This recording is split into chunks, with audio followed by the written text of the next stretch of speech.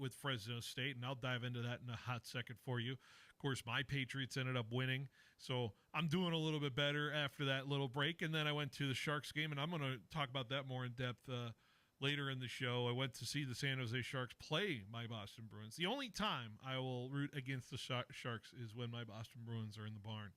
And the Sharks playing very good hockey there last night as well, and I'll talk about that maybe later in the show.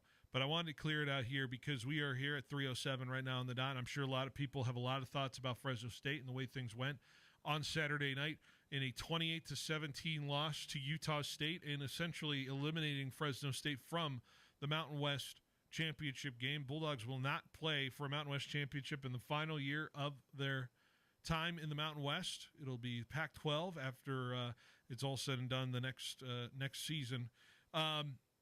Clearly a disappointment. Clearly a result I think a lot of people were, hopeful to not see transpire. I did have 28-17 as my score prediction. I just had it flipped, I guess. I had Fresno State winning by that margin, and it kind of felt like they were on their way to do so. Tale of two halves, let's be honest with you, with this football game on Saturday. But, of course, the number one storyline of this game is the surprise, once again, of a starting quarterback change at the top of the game where it was noted that E.J. Warner was warming up with the ones beforehand of this football game. And then, sure enough, on senior night, it was E.J. Warner playing quarterback again, a thought I didn't think we would see again, but it was the game, and it looked like it was paying out.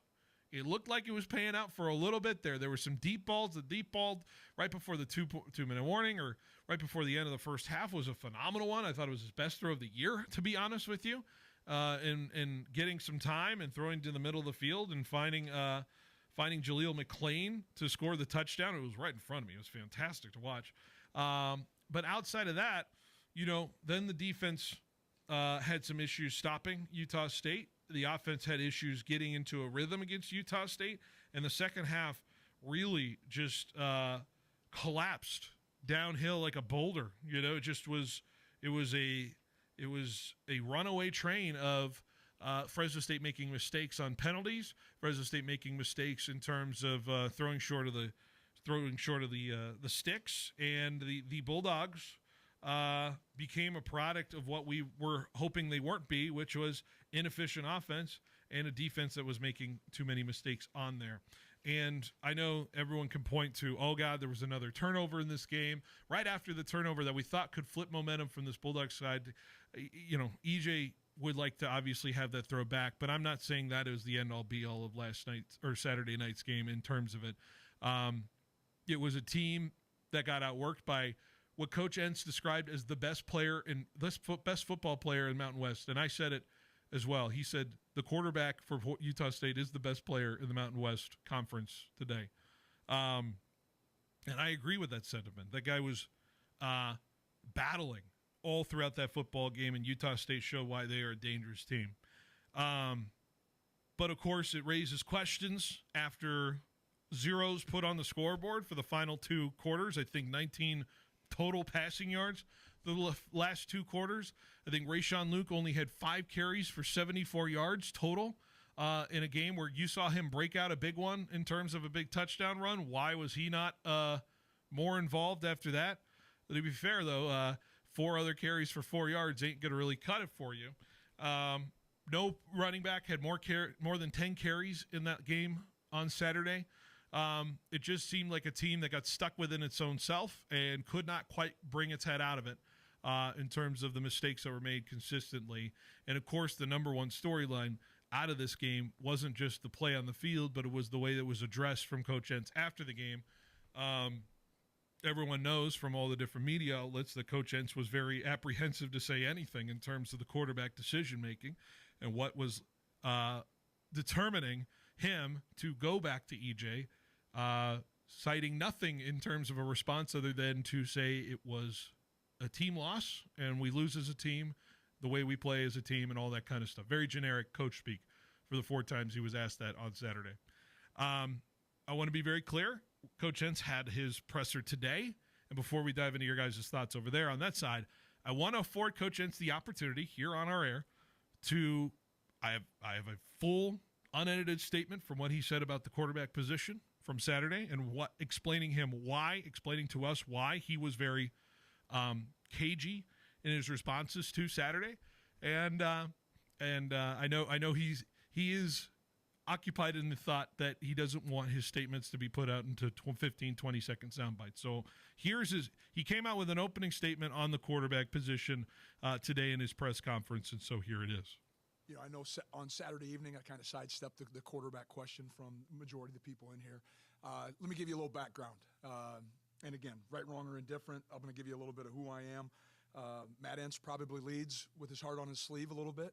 And so after an emotional loss, an emotional day with our seniors, and again, when you address your team in the locker room, they wear it. You see it.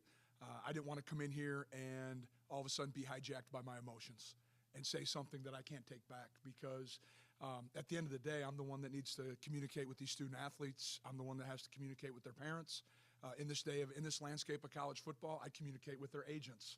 And so I need to be really mindful of the messaging that I put out there, because just as you guys know, and you see it every day, sometimes when things get put on social media, maybe it was meant with innocent comment. It can always be twisted. It could always be whatever narrative's out there, it could be adjusted. So that was part of the reason why I kind of sidestepped the question a little bit. The second thing, we did make a quarterback decision. I made that decision based on what I see at practice every day. I'm there, I watch it, I come in, I watch it again. There are hours upon hours that our staff is here. I love what I do. I love the young men that are in that locker room. And it's our job as coaches to put us in the best situation to win games on every Saturday. And so that was why the decision was made. So, responding to what Coach Entz said there, and I totally understand the idea of, I had friends who wanted blood after the game on Saturday, and I'm sure not many other Fresno State fans had probably some things they probably would say and probably regret after what we saw on Saturday in terms of the effort from this team in the second half. And I can only imagine, as a football coach, what Coach Entz is going through in a game like that, where he saw his team absolutely collapse in itself.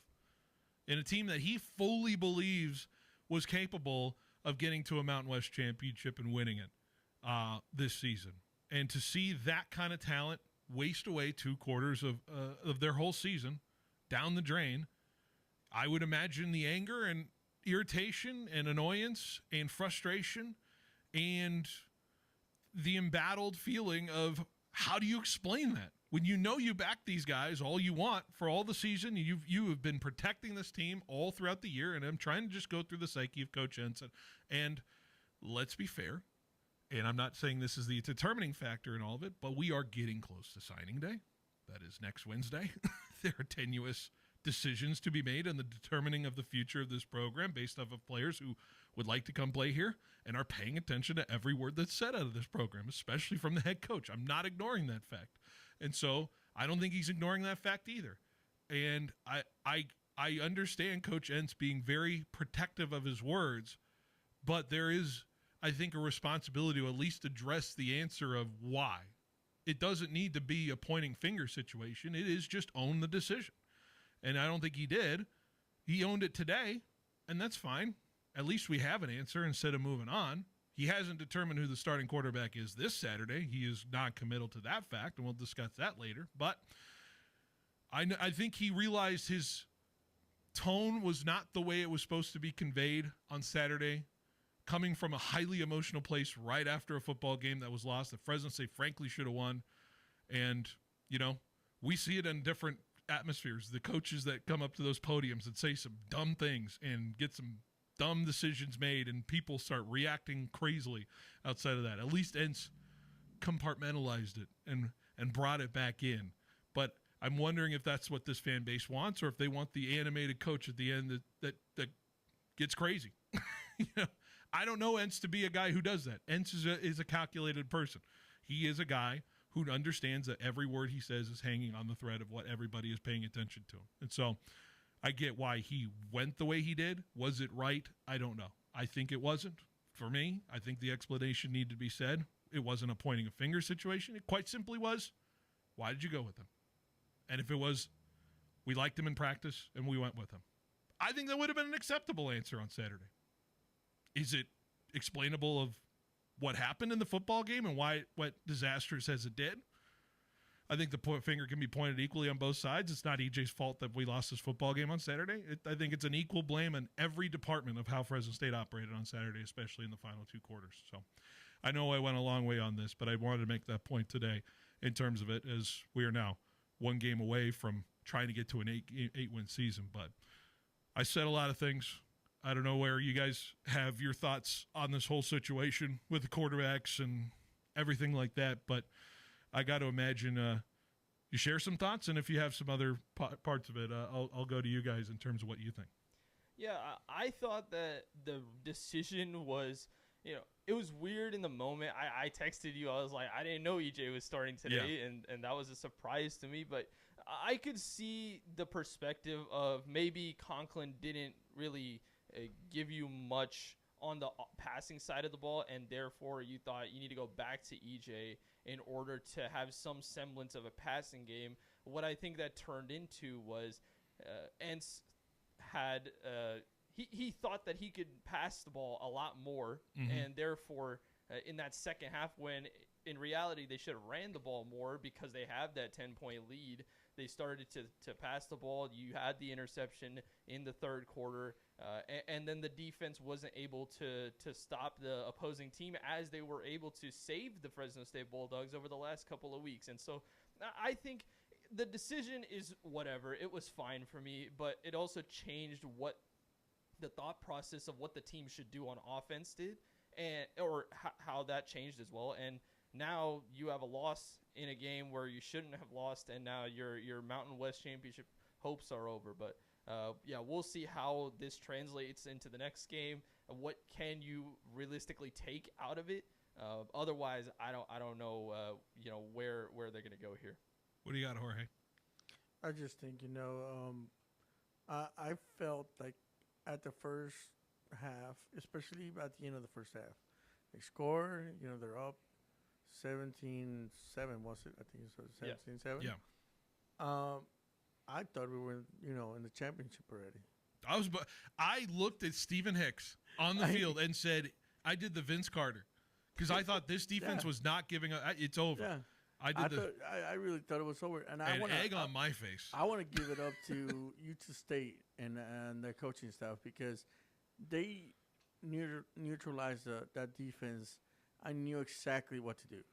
That offense was on the field for 8-10 minutes. I want to say it was. I don't know if it was 10 minutes, but it was a long time. How much was it? Because it was a long time. Yeah, second half. Fresno State dominated first half time of possession. I don't have quarter to quarter, but Utah State ended up winning it in the game 33-25, basically.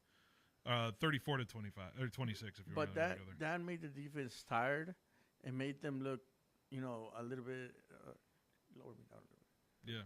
And then it made them look tired, and it made them just feel like they weren't ready for what was coming. And they were running the ball, they were doing all this other stuff, and that defense was making errors that I hadn't seen them made since the beginning of the season. And I don't know. It didn't feel all right. It's surprising. I don't know how many scrambles EJ Warner had, because it can skew the stats. Because right now, Fresno State, from the stats I'm looking at, only threw 33 times. They only ran it for 27 times. But really, I think EJ scrambled about 7 of those times in rush attempts. So 20 runs to 33. That's not a lot of plays, by the way. If I'm doing the math, 60 plays to Utah State's quick math, 79. Not ideal in that department. Third down efficiency, Utah State 50%. Fresno State was 3 for 14. That's well below 50% in terms of that. It's not all on the offense. I know everybody looks at it in terms of it, but the defense made some critical penalties. Penalty department, 10 for 93 for Fresno State in that football game. But I think the crux of the argument right now that I want to get to is not in determining of how the game went, because the game went the way it went, and we know how poorly Fresno State played in that second half.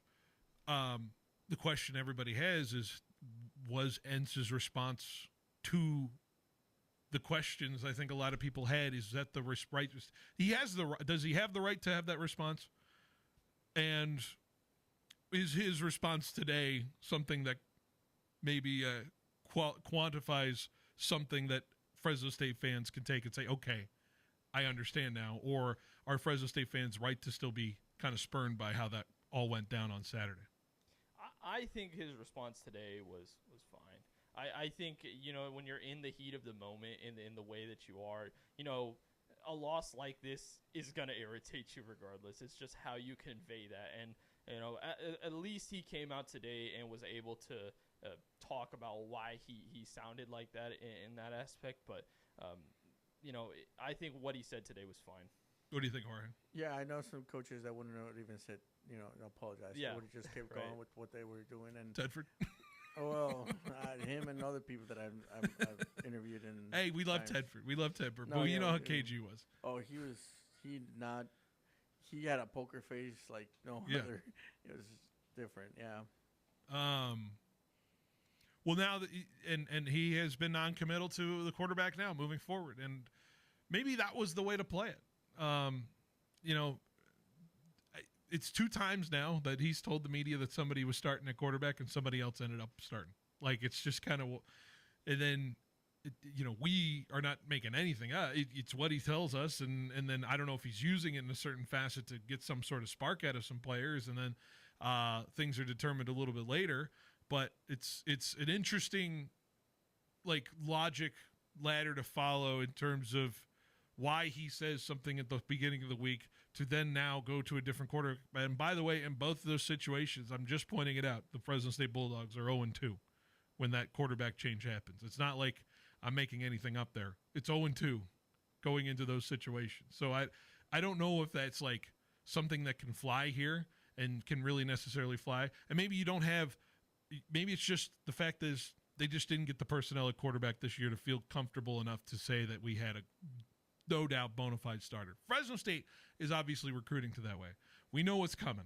And I think that'll be a different narrative in a couple of years. We're not going to be switching around quarterbacks left and right unless something really dire happens. But this feels like an unusual year because it was making it up as we kind of went with the roster. We had the quarterbacks come in, see who won it. It was a competition at the beginning of the year. And clearly, Entz made it very clear at the beginning of the year. I do remember this. He wanted us to remain – to have his quarterbacks remain engaged throughout the season. He wasn't married to anybody.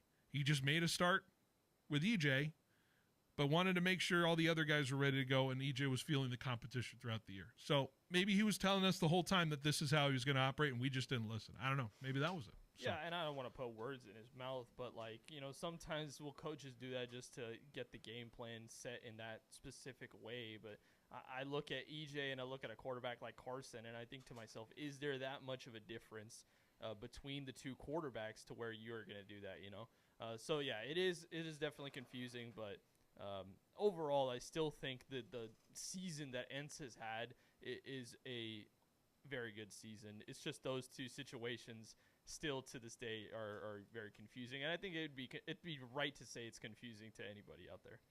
I think EJ ended up with 145 on the night, and I'll be honest with you, I think Conklin may have thrown the same if it was in there. I don't know if there was really a wholehearted difference, but we'll see.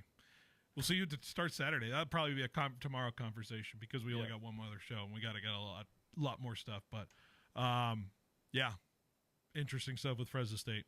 Interesting stuff, to say the least. Let's take a break.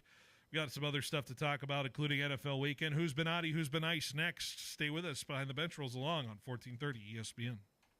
Hey, it's Phil Bonatti from Behind the Bench. As the weather cools down and the action heats up in the sports world, that also means that sometimes we're more slips, hits, and injuries. Just like in sports, when life knocks you down, you need a strong team behind you. That's Davis and Van Wagenen, attorneys at law, right here in Fresno. They've helped Valley families recover and win the compensation they deserve. And you don't pay unless they win. Visit DavisVanWagenenLaw.com. Davis and Van Wagenen, your hometown injury attorneys. Life gets messy, but your space doesn't have to. We are Rise and Shine Janitorial and Commercial Cleaning Services, where we clean because your time is important. From offices to schools to medical facilities, Rise and Shine handles it all with our trained staff and high-performance standards. Big jobs or small, Rise and Shine will never lock you into a contract. So let us take the stress off your plate. Contact Rise and Shine Janitorial and Commercial Cleaning Services. Call 559-649-5391 or visit riseshine559.com. Summer's winding down, and fall is the perfect time to get your home ready for the cooler nights ahead. At Lee's Air Plumbing and Heating, we've been keeping Fresno families comfortable since 1981. A seasonal service now means peace of mind all winter long, knowing your system is ready when you need it most. When the holidays come, your home will be cozy and welcoming for everyone who walks through the door. Don't miss out on the comfort you deserve. Call Lee's Air today and step into the season with confidence. Introducing The Sidebar, a brand new open-air beer garden at Me and Ed's Coney Island Grill in River Park. Experience a new way to catch a game, hang with friends, and enjoy new appetizers, char-grilled burgers, salads, wings with over 10 house-made sauces, and of course, world-famous Me and Ed's Pizza. Thirsty? Try our self-poured taps with over a dozen craft beers, wines, ciders, and craft seltzers, plus a full bar with an impressive selection of tequilas, whiskeys, and craft cocktails. The Sidebar at Me and Ed's Coney Island Grill, now open in River Park. At Clausen Honda in Fresno, you're not just getting a car, you're stepping into a full service experience. From the latest new Honda models to certified pre-owned vehicles, a cafe to grab your morning coffee, and a team dedicated to making you feel respected and well served. Whether you're trading in, buying, or scheduling service for your ride, Clausen Honda has you covered with transparent financing, a full service center. Drive in today and see how easy getting behind the wheel can be. Clausen Honda at 6346 North Blackstone Avenue in Fresno. The holidays are busy, but dinner doesn't have to be. KFC's got your back with the extra crispy festive feast. For $25, you'll get 8 pieces of golden extra crispy drumsticks and thighs, 2 large mashed potatoes, 4 warm biscuits, and a gravy flight featuring classic brown, new white peppercorn, and new Southwest cheddar gravy. So skip the stress and make this season extra crispy with the extra crispy festive feast only at KFC. It's finger-licking festive. We started like you, a small team with a big dream to serve the Valley. 20 years later, FFB Bank is still proudly backing businesses across California and beyond. We've learned a lot about what it takes to grow, and now we're using that experience to make things easier for you. With our Switch and Save offer, we'll cover up to 90 days of payment processing, provide no-cost equipment, and offer competitive rates so your business can keep more of what it earns. And behind it all is a local team that truly understands your goals and is ready to help you reach them. Make the switch, save with FFB. Visit ffb.bank to get started. Member FDIC, Equal Opportunity Lender. Citrus season is here, and once again, growers are choosing orange over blue because Kubota means less downtime, easier controls, and better value through the long harvest stretch. When you're racing weather, labor, and time, uptime matters, and Kubota delivers. So, turn to Pioneer Equipment, your authorized Kubota dealer, for the tractors and service they depend on. With Fresno and Wrigley locations, Pioneer Equipment, your authorized Kubota dealer, is ready for you this season. Visit Pioneer Equipment, your authorized Kubota dealer, today. Online at pioneerequipmentca.com.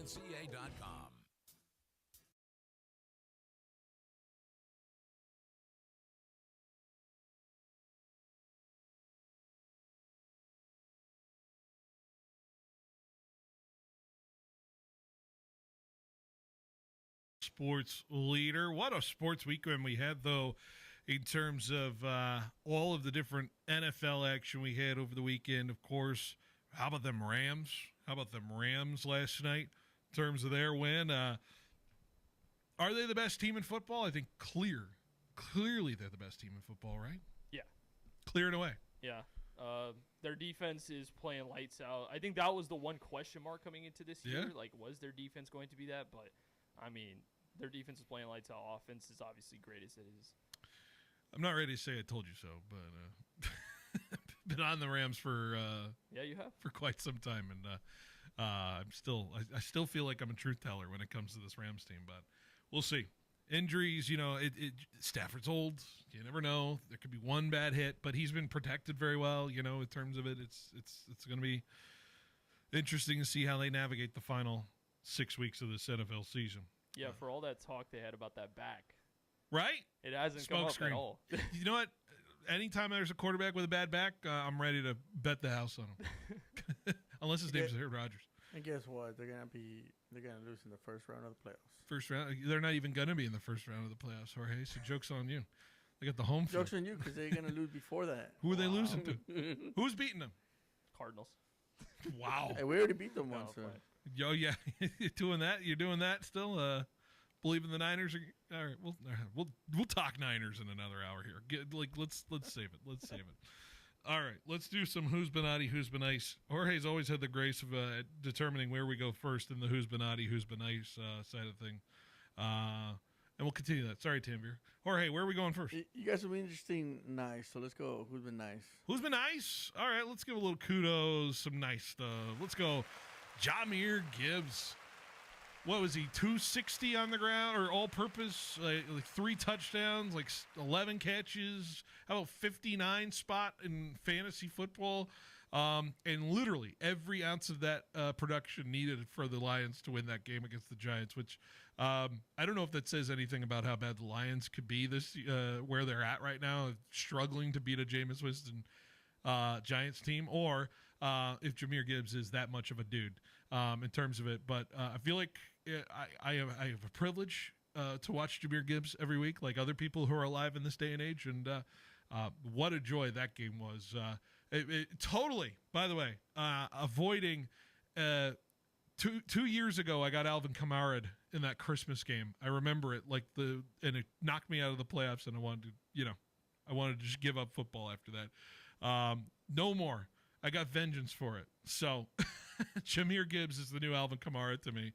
And what a day. What a day. And I still remember coming out of the draft, a lot of Lions fans were not happy with the fact that they picked up home run Jahmyr Gibbs. And it has turned out to be probably one of the best players coming out of the 2023 NFL draft. He is going to be the best running back in the NFL for a long time. I know a lot of people have Bijan Robinson on that scale, and I could agree to a point that Bijan Robinson is in that area for sure, but I don't know if there's a running back right now that has the explosiveness and the pass-catching ability like those two can, but especially how Jahmyr did in that Giants game. Or you catch some Jahmyr Gibbs highlights Sunday? Yeah, at first I was like, why is this game so close? And then I realized that, for whatever reason, New York was playing good.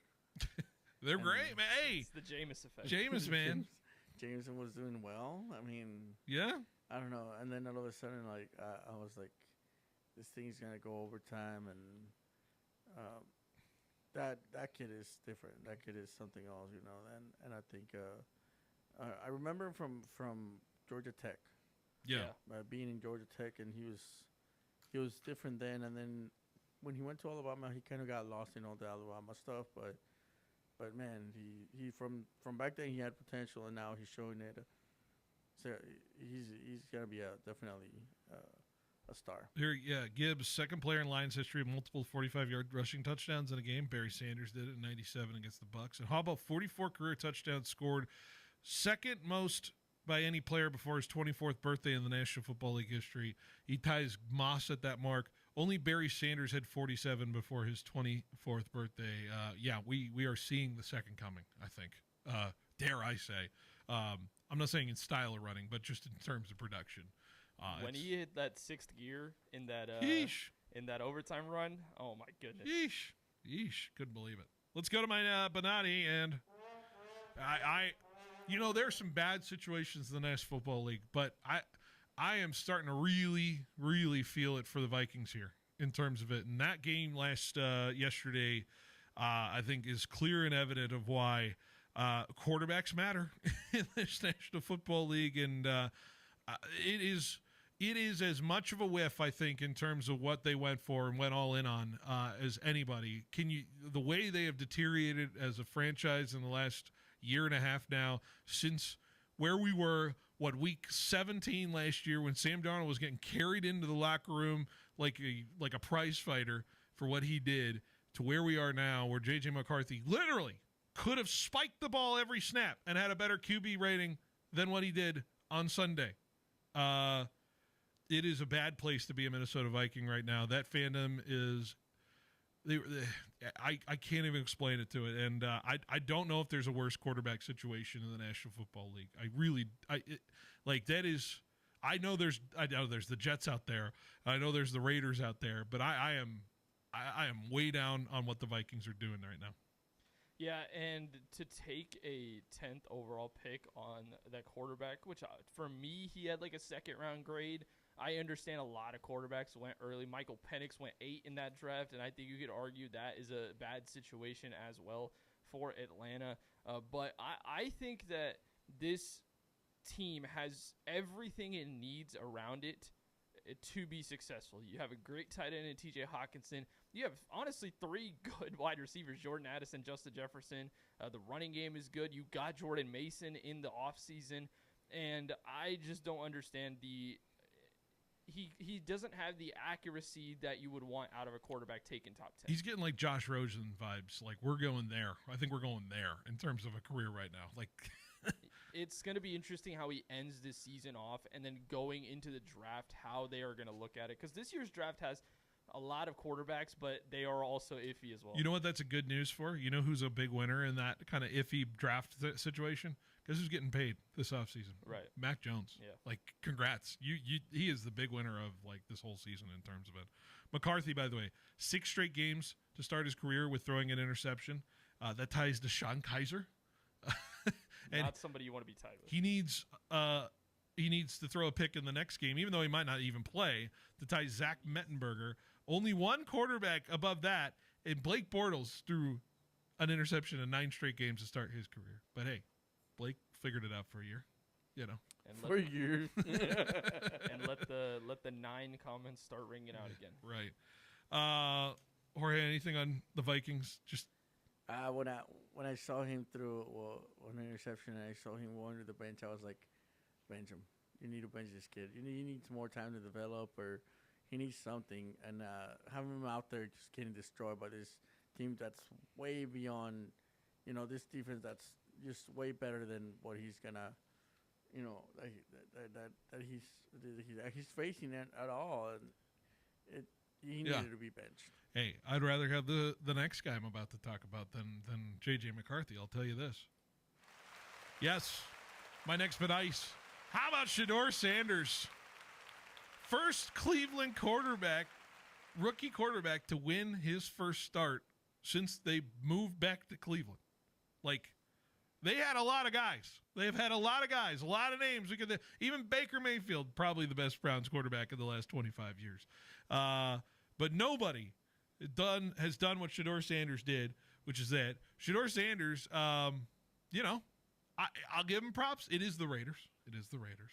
But the deep throw on the 50-yarder down to the goal line, basically, I thought that was a plus throw. I think there were plus throws in this football game. I think there were plus reads in this football game. Am I saying he's an NFL quarterback? I don't know. I can't say that, but why not? Shedeur Sanders, good on you. You got to win in the National Football League. It is hard to do. Some players are still searching for it as they continue to navigate. So I'll give him props there. And yeah, by the way, there's another guy on there probably relevant to the win yesterday for the Browns. But hey, the offense operated, got to 24. That's all you need.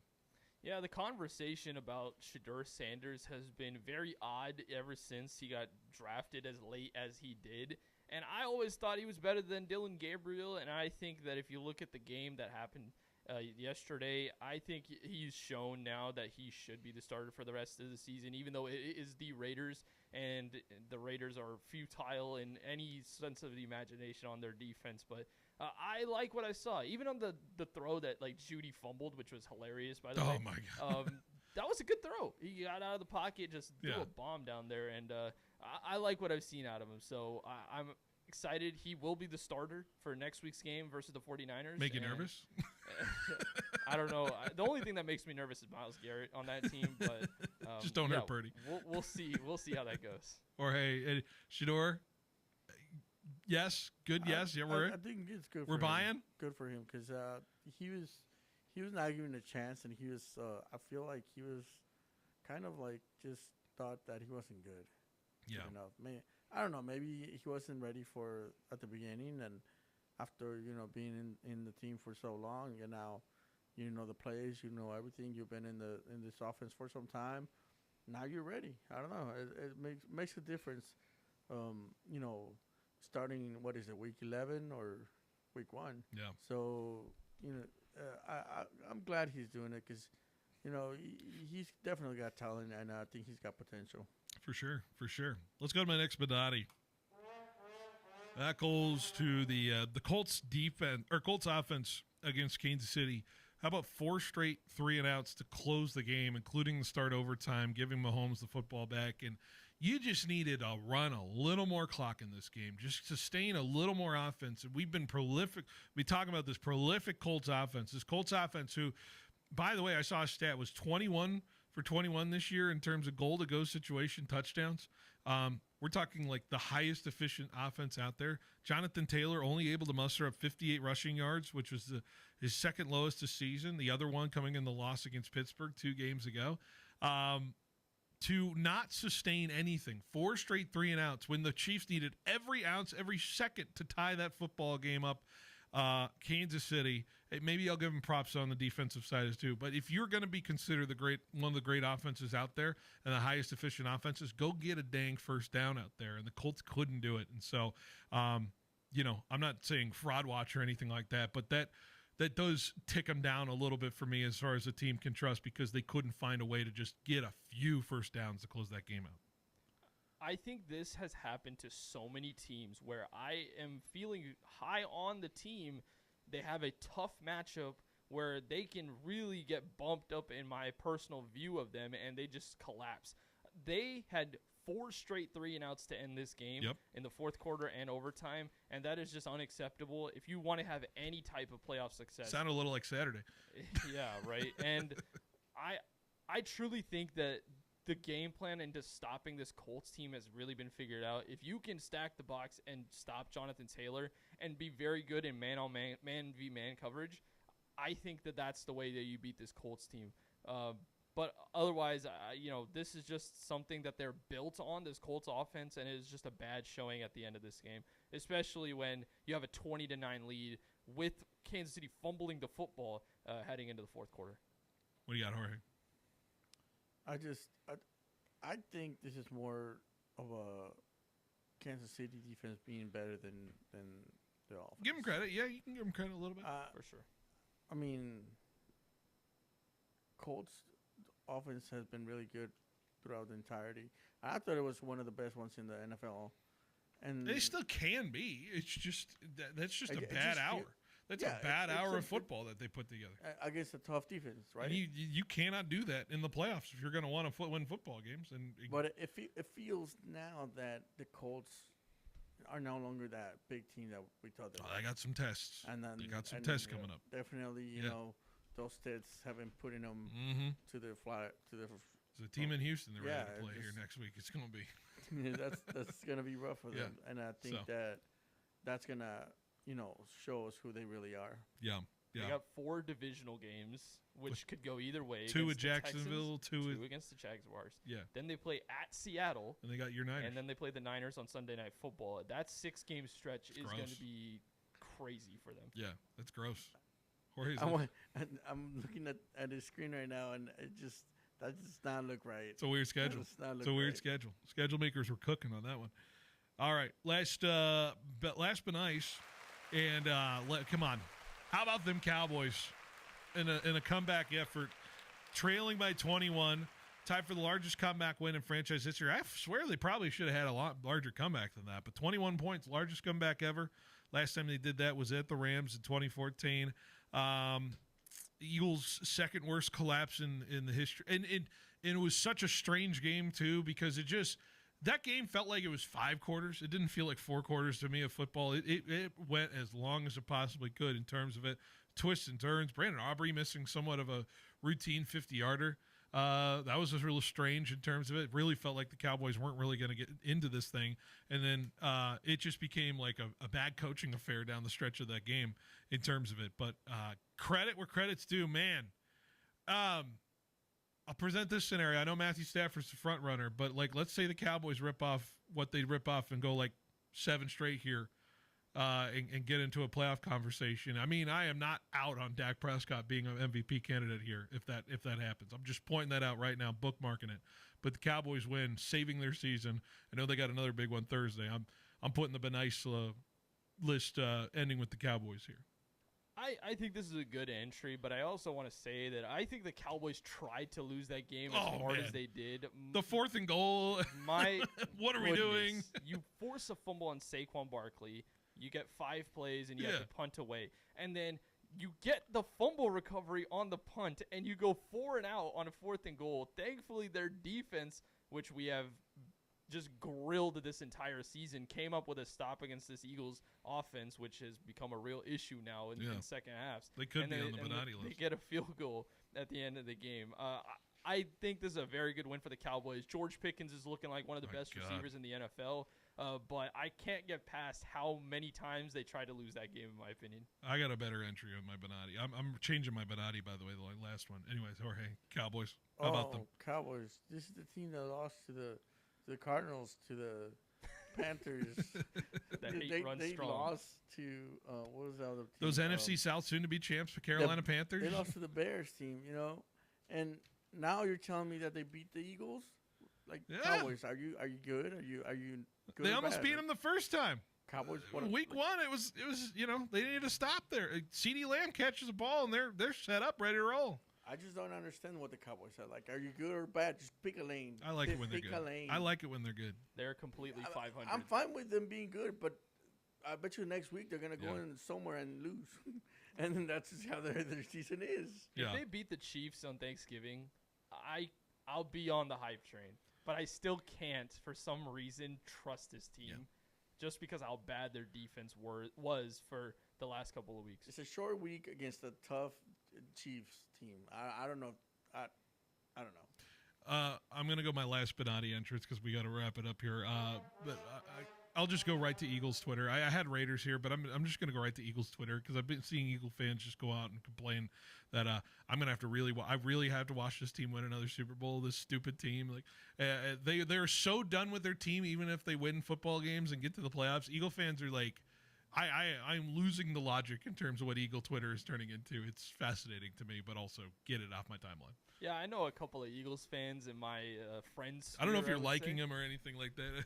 Oh, it's hilarious because I also have Raiders fans, and if you see their text side by side, they're legitimately the exact same on how much they hate their entire team. They do not like Jalen Hurts, even though he's been their quarterback in their Super Bowl run last year. But it is quite hilarious how it's gonna. It's giving me a lot of vibes like 2023, where they were like undefeated for so long, and then they lost to the 49ers, and then they just went on that losing streak. And I feel like that same thing could happen again. For sure. Yeah, Eagles.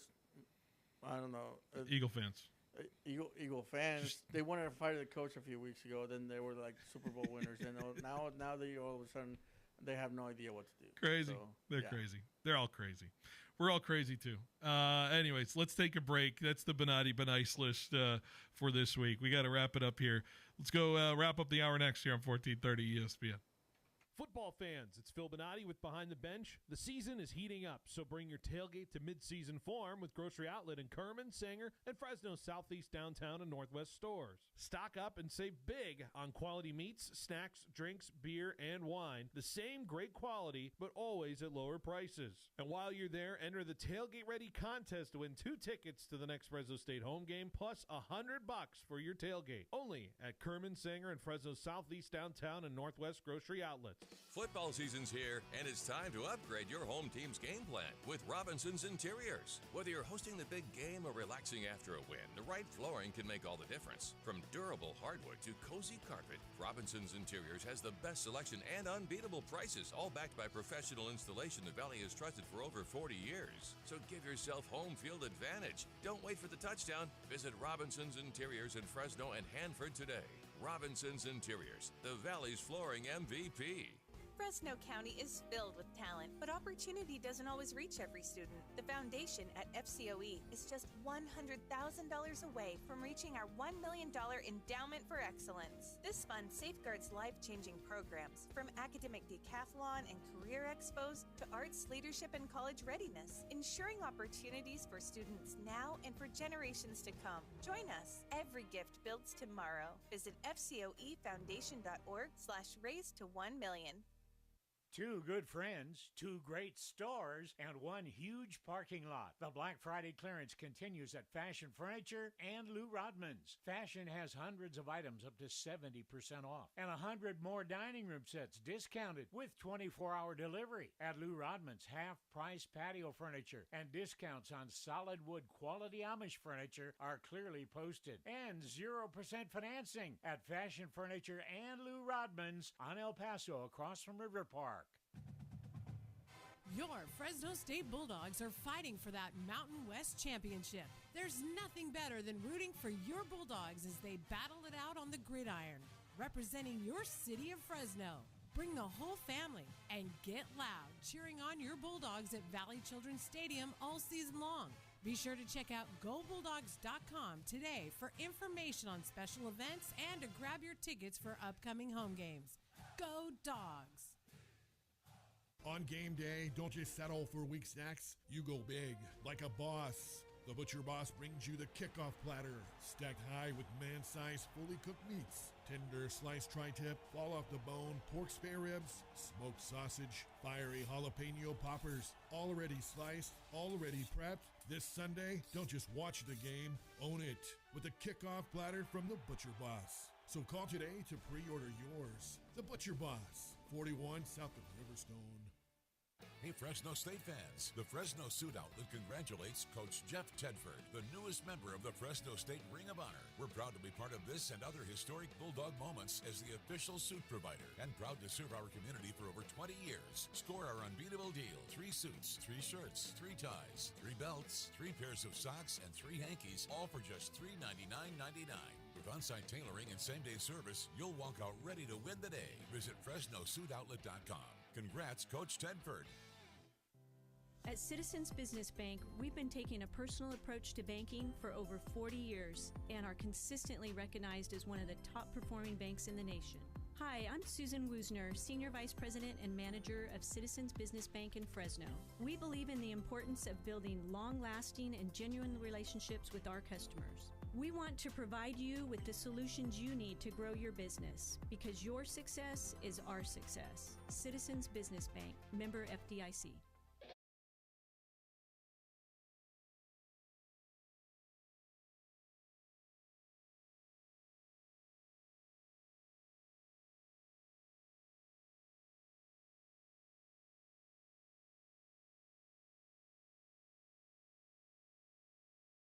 Here on 1430 ESPN Fresno, the Valley's local sports leader. Just have a minute and a half here before we got to send it away again, but wanted to let you know I was in San Jose last night for a Sharks game. Phenomenal Sharks game last night. Described by Drew Remenda, who is the TV analyst. He had the ability to get on the PA microphone last night while interviewing Yaroslav Askarov. Get the name recognized there. This goalie is phenomenal, but he described it as the best performance the Sharks had all year, and I would tend to agree. The Bruins, the shot chart indicated a pretty even game last night, but outside of it, it just felt like the Sharks were a little more overwhelming, and I haven't felt this way about the Sharks team in terms of overwhelming an opponent, feeling the talent on the ice in terms of the way they play. This is not a conversation we have had about the Sharks in about 6 years or so since they last were in a Stanley Cup playoff run. And so, frankly, last night was an eye-opener, an indicator. They won 3 of 4 on the homestand, and they have a massive test on Wednesday against Colorado, best team in hockey. But Tanver, you want to guess how many times Colorado's lost in regulation this year? They're a quarter of the way through the season. Yeah, I've heard they've been on a tear, but I don't know. So I'm going to go with 1. 1. Yeah. They've lost 1 time in regulation. Their goal differential, triple anybody else. It's ridiculous. In the hockey. They are 37 plus in the goal differential right now. I think the next best one is like 12. So insane in the West. Sharks and Avalanche coming up on Wednesday. All right, let's take a break. When we come back, we'll talk Niners, hash it out. We got a big one tonight. Benatti Blitz as well. Stay with us. Behind the Bench rolls along for another hour next on 1430. At Clausen Honda in Fresno, you're not just getting a car, you're stepping into a full-service experience. From the latest new Honda models to certified pre-owned vehicles, a cafe to grab your morning coffee, and a team dedicated to making you feel respected and well-served. Whether you're trading in, buying, or scheduling service for your ride, Clausen Honda has you covered with transparent financing, a full-service center. Drive in today and see how easy getting behind the wheel can be. Clausen Honda at 6346 North Blackstone Avenue in Fresno. Welcome to Banyan Tree, Fresno's favorite dispensary. Voted 2025's Best of Central California's People's Choice Award. Need some healing and relaxation? From flower to edibles, concentrate to vapes, we've got top shelf products at down-to-earth prices. Whether you're a seasoned smoker or just kinda curious, our knowledgeable staff will help you find your perfect match. So climb the Banyan Tree and see how high you can get today. Order ahead at banyantreefresno.com for quick and easy pickup. Banyan Tree, rooted in quality, grown in Fresno. At Helena Agri-Enterprises, we're committed to helping you make the best agronomic decisions for your farm. That's why we combine cutting-edge technology with superior product. Helena's agri-intelligence solutions use in-depth analysis to identify potential problems in the field before they take root. Combined with a complete line of high-quality crop production and crop protection inputs, Helena has the tools to help you increase productivity, enhance performance, and maximize your return on investment. Contact your local Helena representative or authorized dealer to create the right plan for your farm with Helena Products and Agri-Intelligence Solutions. Fresno, if you haven't tried Chopped Cheese Bodega yet, you're missing out on serious flavor. Right on the northwest corner of Blackstone and Bullard, next to the 7-Eleven, they're serving up that authentic East Coast chopped cheese the Valley's been talking about. Loaded sandwiches, crispy fries, and house-made sauces that hit just right. This isn't your average deli. Follow at Chopped Cheese Fresno on Instagram to see the full menu. Real meat, real cheese, real good. Chopped Cheese Bodega, Bullard and Blackstone in Fresno. Come taste what everyone's talking about. Mike Dermanuel Jr. of Hub International Insurance Group.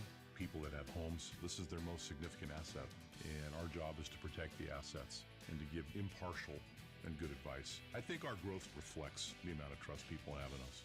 Hub International. Learn more at hubinternational.com, license number 0757776. If our clients succeed, we succeed, and I think that's what we work on every day. There's only one. West Coast? West Coast Exhaust and Off-Road. Hey folks, Steve Johnson here from West Coast Exhaust and Off-Road. For over 20 years, my crew and I have been keeping rides running rides. From cars and trucks to side-by-sides, ready to roll into the season. Whether you need a tune-up, oil change, or full custom build, bring it to the crew that loves what we do. Get your rig ready for fall and winter adventures with a $100 suspension inspection. Only at West Coast Exhaust and Off-Road. Check out our 5-star Google reviews and swing by in Fresno, just west of Shaw and Brawley, or online at westcoastexhaustandoffroad.com. We started like you, a small team with a big dream to serve the Valley. 20 years later, FFB Bank is still proudly backing businesses across California and beyond. We've learned a lot about what it takes to grow, and now we're using that experience to make things easier for you. With our Switch and Save offer, we'll cover up to 90 days of payment processing, provide no-cost equipment, and offer competitive rates so your business can keep more of what it earns. And behind it all is a local team that truly understands your goals and is ready to help you reach them. Make the switch. Save with FFB. Visit ffb.bank to get started. Member FDIC, Equal Opportunity Lender. Hustle up, we've got 8 more floors to go before lunch. Sarusha's window washing business is reaching new heights. Wipe, and let's roll. They need more certified cleaners to keep online reviews crystal clear. Team, I know we're hustling, but watch for streaks. Candace, can you give me a hand over here? Indeed can help them hire great people fast. I need Indeed. Indeed you do. Our hiring platform instantly connects you with quality candidates whose resumes on Indeed match your job description. Visit Indeed.com/credit and get $75 towards your first sponsored job. Terms and conditions apply. You're listening to the home of the San Francisco Giants, KFIG Fresno, 1430 ESPN. Injuries across the NFL. Buccaneers QB Baker Mayfield confirming that he has an AC joint sprain in his left shoulder, but showed no additional damage after testing today. Mayfield's status for Sunday's game against the Cardinals remaining uncertain, but he seems to have avoided any long-term injury concerns. Did not play in the second half of last night's loss to the Rams. Teddy Bridgewater taking over and playing the rest of the way. Elsewhere, Vikings QB J.J. McCarthy entering the concussion protocol after reporting symptoms. Minnesota fell to 4-7 after yesterday's loss to the Packers. McCarthy struggling in his rookie season. ESPN's Rex Ryan says it's a struggle right now. Anytime you're getting any kind of pressure around him, whether he has to step up, whether he has to slide in the pocket, it throws off everything. And now he's losing confidence. He's not sure. He's playing young. And to me, he has physical skill sets. But when his mechanics, when he's overstriding, all those type of things come to light because it's right here. 70% of it is right here, 30% physical, and he's failing in all areas right now. Ryan on Get Up. McCarthy has a 24.9 QBR after 6 starts, off to one of the worst starts of any NFL quarterback in the past decade. Elsewhere, Bengals getting quarterback Joe Burrow back. Head coach Zach Taylor is saying he anticipates Burrow making his return on Thanksgiving night against the Ravens. In college basketball, number 15 Iowa State edging number 14 St. John's in Las Vegas, 83-82. Hey, it's Evan Cohen. Coming up Tuesday, we'll react to a huge Monday night game that has playoff implications for the 49ers and the Panthers. Plus, Adam Schefter joins us at 8 a.m. Eastern. It's on Sportsmanlike, 6 a.m. Eastern, right here on ESPN Radio, ESPN2, and ESPNU.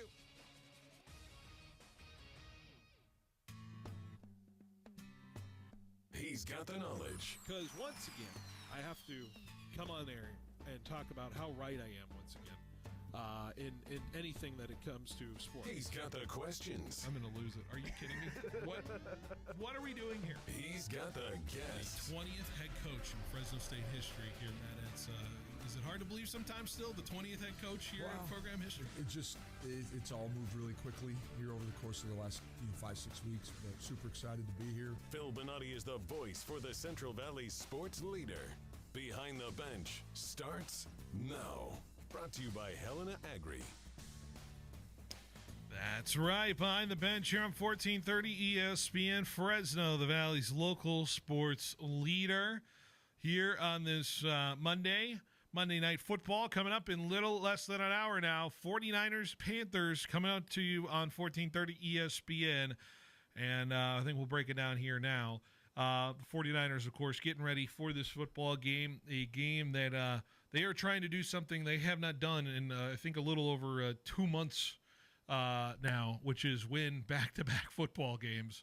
Hard to believe, but this team who has been patchworking their roster together, and the hope is some cast of characters can bring them back in this football game against a team that arguably is less talented, but is equally dangerous in terms of their capabilities. It's not like this is going to be a cakewalk for the 49ers tonight. It is primetime football. Things are different under the lights, but going to be an interesting one against Carolina. We did have some news break on Friday, of course, and I think that's going to dominate the storyline going into this football game. Outside of what I believe this is McCaffrey's first time playing against his former team, the Carolina Panthers. So that will be a storyline coming into this. But also, I heard my friend described it to me. It's 2 picks back-to-back at quarterback facing up against each other. The Mr. Irrelevant from the year before to the number 1 pick the next year after that with Purdy and Bryce. I don't know if there's any novelty to that. It's fascinating. But I think the dominant dialogue of tonight's football game will be what happens to a player that is appearing to be no longer on the football team. Voided contract, Brandon Ayuk. And we had our initial thoughts about it. Tanvir, you have had the chance to marinate over the weekend on this news item. I continue to sit here and I sat here for about a weekend and thinking this is better for the 49ers, better for this team to move on and not have this hangover. And any sort of players like, well, where is he? When is he coming into the building? When is he going to come help us out and be an asset to this football team? And now there's a focus, I think, on this football team that now allows these guys to step into the roles they believe they can now step into. It's Ricky Pearsall is a guy who now can believe he is the guy of the future for this 49ers that they spent the first-round pick on. Juwan Jennings doesn't have to look over his shoulder in terms of what Ayuk is coming back and taking away what his opportunities will be. Juwan Jennings can certainly play like a 1 tonight if he is afforded that opportunity. I think this is a beneficial move for the 49ers. It is just strange how it all operated, and there's even stranger things beyond it that are developing out of this whole thing, and we can dive into it. But you've had the chance to marinate on the move, and from Friday afternoon till now, what are your thoughts on the Ayuk situation 72 hours later? I've become more confused than I got more questions than answers. It's probably the right way Certainly. to say it. I think in terms of what this means for this season, I think it means that you're just going to play with the team that you've been playing with for the last 11 weeks, right? And I think that's fine because it allows for the consistency in the game plan. You have your wide receivers when they're healthy, obviously. Ricky Pearsall, Jawan Jennings, Kendrick Bourne as your first three. You drafted a receiver this year in Jordan Watkins in case something like this were to happen. And I think, he has shown flashes here and there. It's just the health, and I think that's the big concern with this team. I still, when you say Ricky needs to be that guy now, I just have concerns if he will stay on the field. And that's the reality of the situation with the San Francisco 49ers. Is this a good team with Ayuk still? I think it is. I think this offense can still work. You still have George Kittle, probably, I would say, a top 3 tight end in the NFL right now, even at his age. Is Christian McCaffrey still back there, top 5 running back in the NFL? And I think Brock Purdy is back, and he really showed you what he can do in the passing game against the Arizona Cardinals. So, but in terms of the Brandon Ayuk situation, I think it's good that this has happened. He can still come back and play for the San Francisco 49ers. It looks like Kyle Shanahan wants him to come back. We will see how that happens. I don't know if that will. I don't expect it to happen. No. But it's a situation where I still have more questions than answers. I would put it to bed if I was Kyle. I know he wants him out there, and I know that's everything that Kyle would be like. Oh my God, I can unlock so much with the offense if I have him out there and a healthy Ayuk. But at a certain point, it's like, I'm tired. It's like the kid waiting for dad to come home after he went and got some milk, and he's just never going to come home, and like there's no point in waiting for help when maybe help is never coming. And to me, that lack of focus on the idea of focusing on what is now ahead of you with what the players you have is more important to me for this 49er team who has 6 games left on the schedule, including tonight, that are paramount to the idea of them getting to the NFC playoffs, which continues to just be more logjammed at the bottom of the wild card. And the Niners know these games are ever more important now with what the Lions kind of escaped with the Packers, with what they did last week or yesterday, and even with the Cowboys surging. And the Panthers are in this conversation as well. And who knows how many weeks Bucks see Baker Mayfield gone. Now they're in the wild card situation, and Baker's missing a week, but they could come back and have games. It is all kind of in that crapshoot area for the 49ers here. And this is I think it's important to refocus the idea of the season of not who's coming back, but of who we have and who the 49ers need to perform for the next 6 weeks. Like I said, I think there's a benefit to guys knowing the roles for the rest of the season instead of like what is coming. Like you can now focus on your job because you know your job is not changing anymore outside of what happens to you in an injury situation. And I think that's a beneficial part of the season. And now that is something they can focus on.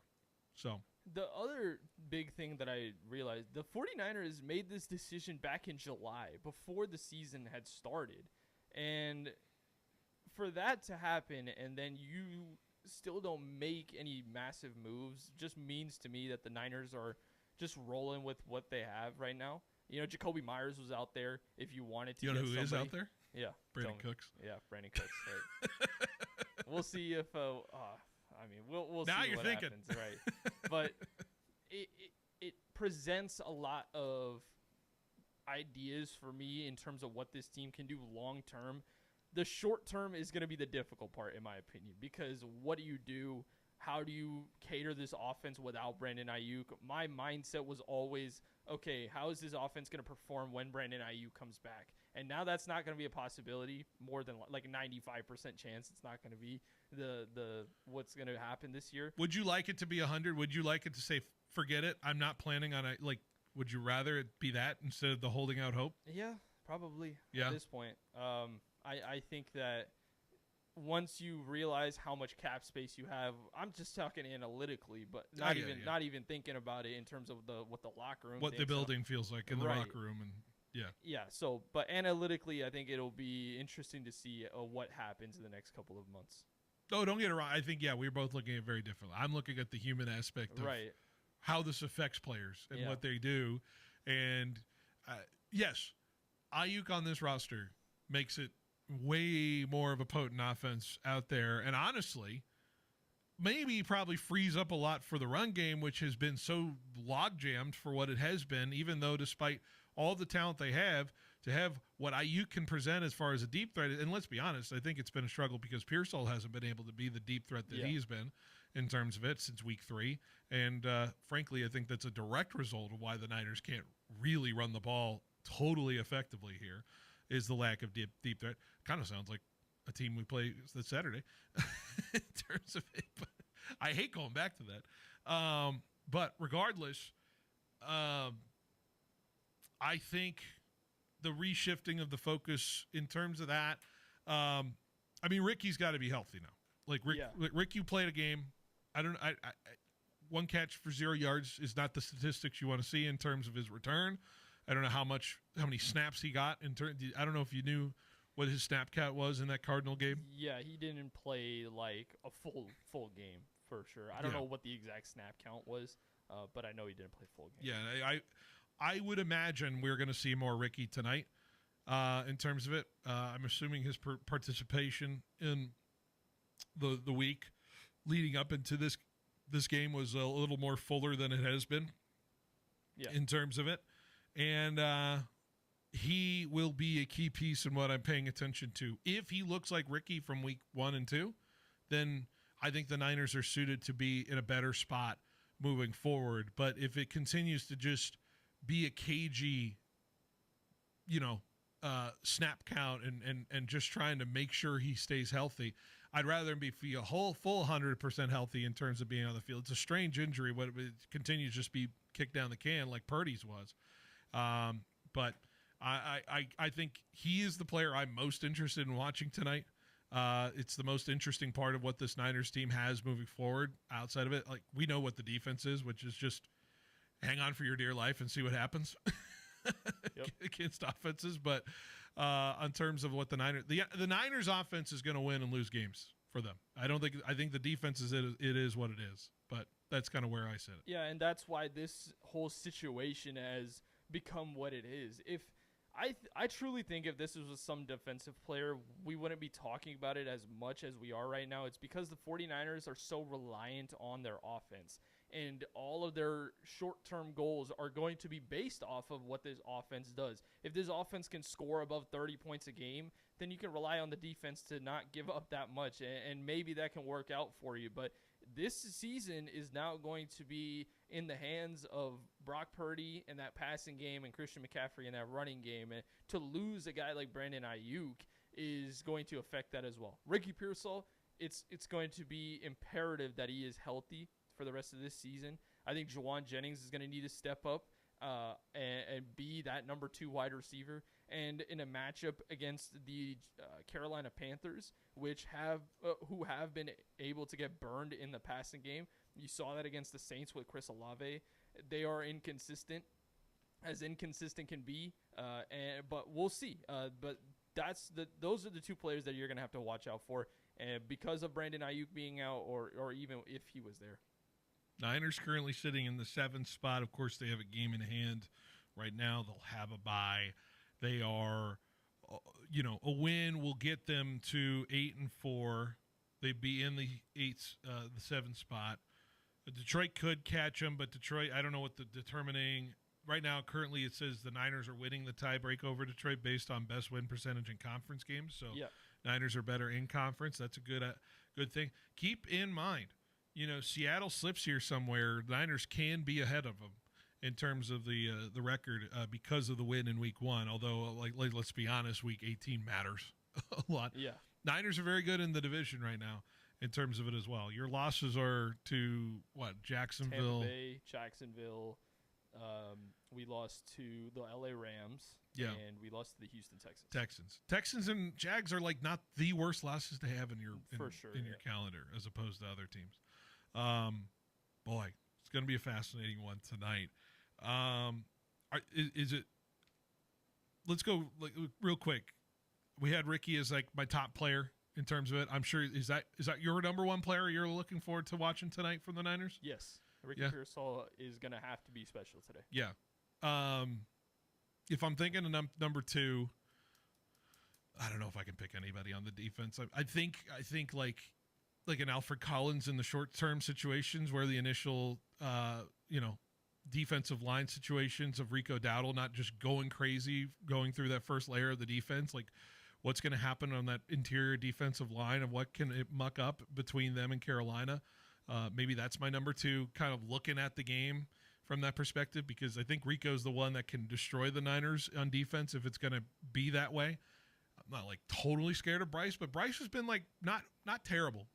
He had one horrible game against the Saints, and like the other games he's been serviceable at quarterback. I actually said this to you, Tanvir, that I believe Bryce Young is now the best quarterback healthy in the NFC South, which is just... Yeah, and I told you that was a wild statement, but it's true. Yeah. It is. I think Bryce Huff is my second biggest player in this game. I think Bryce Young really does struggle when he does get pressured, and I think that if there's going to be any semblance of pressure along this defensive line, it's going to have to come through Bryce Huff. So that's the other player that I'm watching for on the opposite side of the ball. Or like a Tatum is Bethune playing tonight, right? Or is he good to go?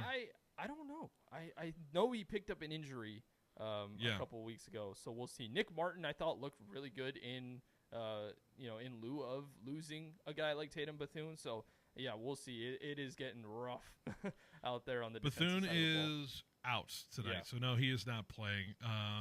You also have obviously Eddie P. How about Matt Gay? Matt Gay's going to be interesting to watch tonight in terms of that performance. Luke Gifford is questionable.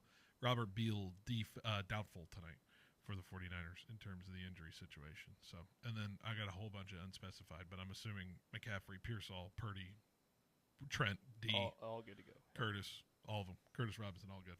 So, all right. Fascinating stuff with the Niners. Of course, I want to save the prediction until the end of the hour, so we're going to do that after that. But we got some Benani Blitzing to do because guess what? We only have 2 shows, so we got to rank the games today. We're going to pick the games of the weekend tomorrow, so we got to get rolling here in terms of that. So, Tanvir, let's take a break. You and I are going to rank the week 13 games, the Thanksgiving week. Fascinating week of football. Let's take a break. We'll be right back on 1430 ESPN. When hunger's in the red zone, Toledo's Mexican restaurant has the winning play. Huddle up for their new chicken deals starting at just $14.99. Gandos, chicken mole enchiladas, and Sam Special. Use promo code ESPN for an extra 10% off, in addition to reward points and discounts. Plus, swing on by Toledo's and catch all your college and NFL action on the big screens. Happy hour, Monday to Friday, 2 to 5. Saturdays and Sundays, 8 to 10, with $10 apps, $7 house margaritas, and $5 drafts. Toledo's Mexican Restaurant.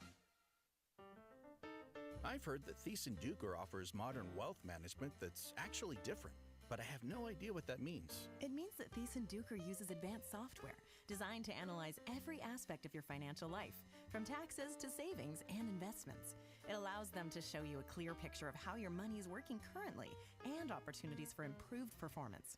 Thiessen Duker strives to make the complex simple and even streamline your accounts so you can access and monitor them more easily. That is different. It also means that your Thiessen Duker advisor works with other advisors to pool expertise in various disciplines of wealth management, so your financial plan is carefully vetted. That's different too. Call them anytime your income or financial goals change, and anytime you want to make sure you've got a strategic plan for your future. That's me right now. Great. Just visit ThiessenDuker.com and give them a call. The advisors of Thiessen Duker Modern Wealth Management are registered representatives with and securities offered through LPL Financial, member FINRA SIPC.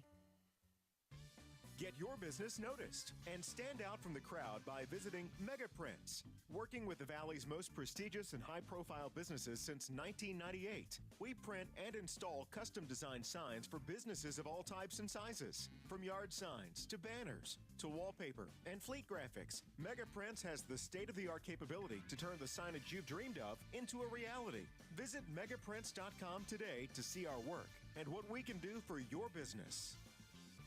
On game day, don't just settle for weak snacks. You go big, like a boss. The Butcher Boss brings you the kickoff platter, stacked high with man-sized, fully cooked meats. Tender sliced tri-tip, fall off the bone, pork spare ribs, smoked sausage, fiery jalapeno poppers, already sliced, already prepped. This Sunday, don't just watch the game, own it with a kickoff platter from The Butcher Boss. So call today to pre-order yours. The Butcher Boss, 41 south of Riverstone.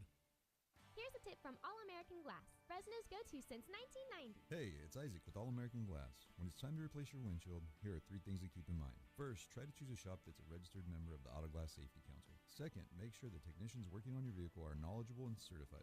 And third, if your vehicle is equipped with advanced driving assistance systems, make sure a successful recalibration of the forward-facing camera is performed after the installation. These are some of the reasons you can count on All American Glass. And remember, we treat your car like family. Get a free quote today at aagfresno.com. Are you a business owner struggling to understand how cloud technology can help your business? Are you in need of computer and technology support for your employees? M-Cubed Technologies is your solution for fully managed IT services. 24 hours a day, 365 days a year. M-Cubed will be your partner in the digital world, allowing your business to carry on worry-free. We specialize in cloud hosting, Microsoft 365 management, general IT support, and VoIP phone services. Call M-Cubed Technologies today to discuss our partnerships. Hustle up, we've got 8 more floors to go before lunch. Sarusha's window washing business is reaching new heights. Wipe, and let's roll. They need more certified cleaners to keep online reviews crystal clear. Team, I know we're hustling, but watch for streaks. Candace, can you give me a hand over here? Indeed can help them hire great people fast. I need Indeed. Indeed you do. Our hiring platform instantly connects you with quality candidates whose resumes on Indeed match your job description.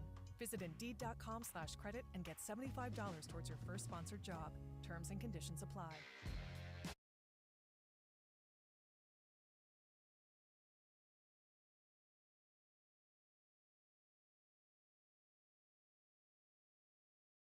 $1430 ESPN Fresno, the Valley's local sports leader.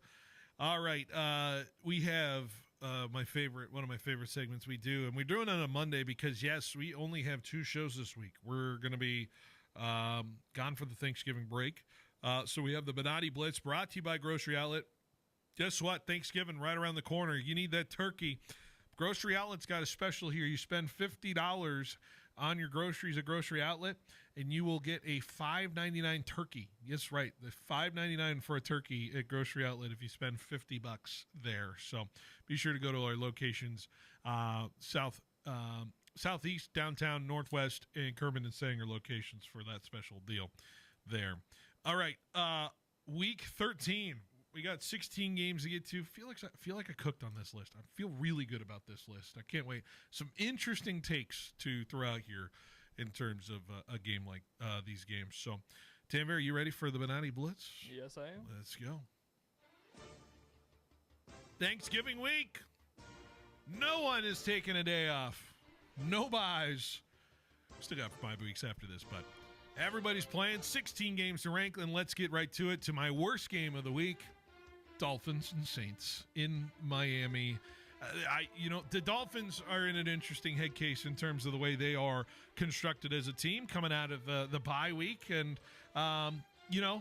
feel like I missed them just a little bit in terms of it. And there's enough of a twisting of the knife of this Dolphins team, if they certainly win this game, that could convince maybe a subsection of fans that they have getting back into the conversation. But let's be real about this. This is 2 teams that are going nowhere in terms of their prospects of the playoffs.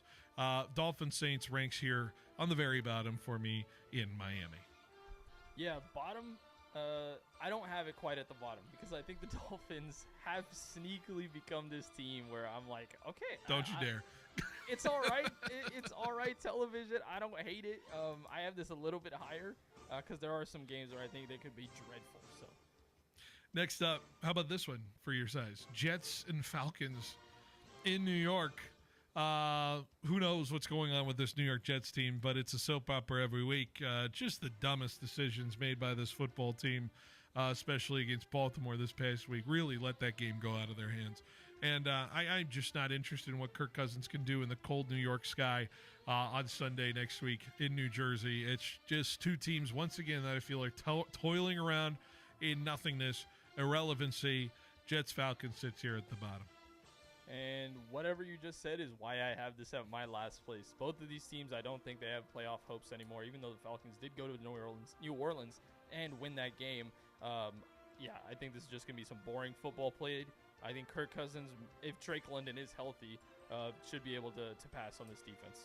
Next up, Chargers and Raiders in L.A., and this is solely being dragged down by a Las Vegas Raider team that can only muster 10 points against the Cleveland Browns. By the way, that defense is good. I don't blame it for that. But let's be honest. It is hard to watch what has been transpiring with Las Vegas and the way they play football. Now firing Chip Kelly as their offensive coordinator. We really didn't address it, but there's really not much more to say. The offense stunk. He needed to go. And it is continuing to shape up as I would almost say I think this is a one-and-done Pete Carroll deal if this continues to toil down in the way it goes. This has been an absolute disaster. It continues this way, and it's just going to be a disparity between the talent teams between these two in L.A. I was talking to my father yesterday, and I was saying I don't understand how the Raiders have been so bad every season that I've watched them ever since I was a child. Yes, they made the playoffs like here and there, but they've been bad for a majority of the time that I've been an NFL fan, and they continue to just toil with terrible seasons. I have this a little higher due to it being a divisional matchup, and I think the Raiders can rush the passer with this hobbled Chargers offensive line. But, this is a little bit higher for me, fifth from the bottom. Next up, Seahawks and Vikings in Seattle. The Vikings, let's be honest, has hit rock bottom as a team. Their offense is not flying in any direction, and their defense is having no help in terms of the way they played. But, hey, Seattle, what was that? What was that this weekend against Tennessee? Let's not, do that again. I'm paying attention to this just a little bit because that was a little strange in Tennessee. That should not have been a 6-point victory for Seattle. That should have been a little bit more in terms of it. I will say, big play, JSN ability, interesting matchup against the Vikings defense.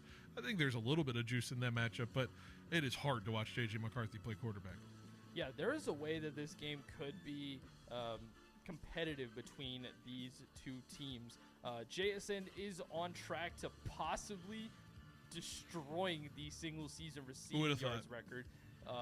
You would have thought because you picked him on fantasy. I did. So, I have been so impressed with how he has played. I think Sam Darnold playing against his whole team, he's going to have something to prove, and he will light this team up. Next up,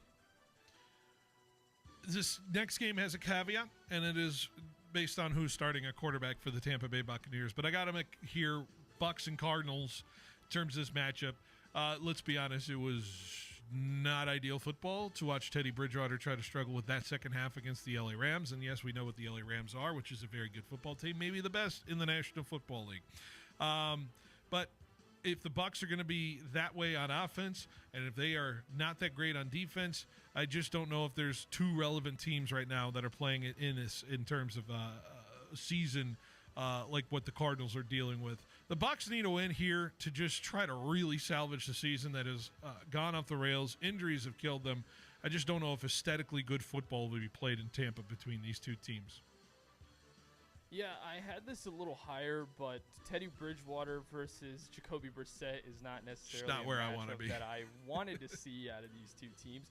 One thing, the Cardinals have been so entertaining over the last 5-6 weeks, even though they've lost so many games. So I think this could become a shootout. I have this around the middle, and I think one player that I am so excited to see back is going to be Bucky Irving. I think Bucky Irving finally coming back is going to be something that the Buccaneers needed, and I think he'll play really well in this game. Next up, Titans and Jaguars. Hey, I'll say this. I think there's a little bit of life with Cam Ward right now. He is starting to make some plays in this National Football League against the Seattle defense that I thought is obviously a plus defense in this football season. So Jacksonville's just begging to give games away. They continue to find ways to win despite it. And I'm curious to see what the next chapter will be for Jacksonville as they take on a division rival. I know it's not an ideal matchup record-wise between two teams, but let's be honest, this could get a little weird. And I'm just going to put it right here because I'm here for the weird factor.